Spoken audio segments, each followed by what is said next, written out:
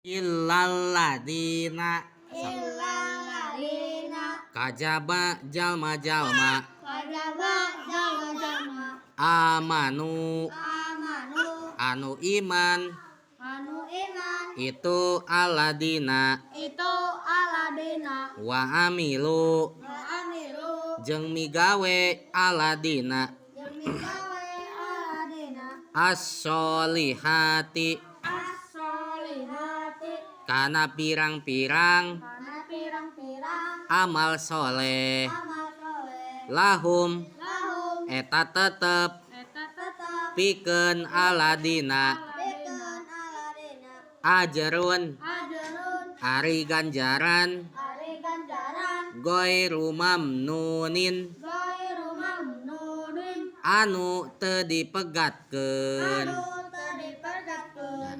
Tosnya eta ayatna goiru maktuin tegesna ganjaran anu teu dipegatkeun wala mankusin jeung ganjaran anu teu dikurangan wala yumanu jeung henteu dijejeleh saha naon bihi ku itu ajru saha alaihim itu alladzina amanu.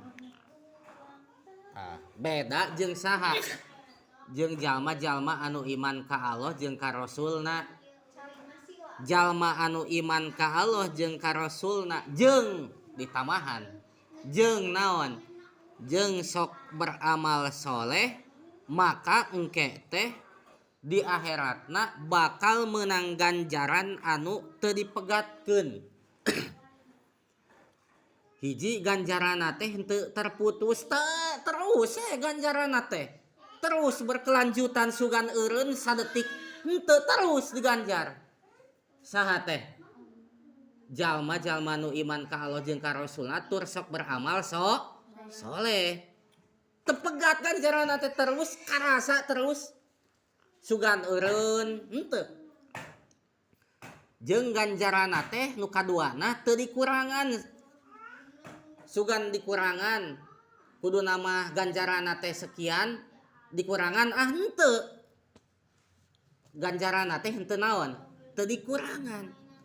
Nu katilu ganjaranna teh jalma nu iman ka Allah jeung ka Rasulna jeung sok beramal soleh nu katilu ganjaranna teh henteu dijejeleh. Apal teu dijejeleh henteu kieu tah maneh teh matak meunang cicing di surga teh gara-gara kieu gara-gara dijejeleh we henteu teu dijejeleh. Tah kitu saha jalma-jalma anu iman ka Allah jeung ka Rasulna tur sok beramal soleh engke di akhirat bakal menang ganjaran anu tidak terputus.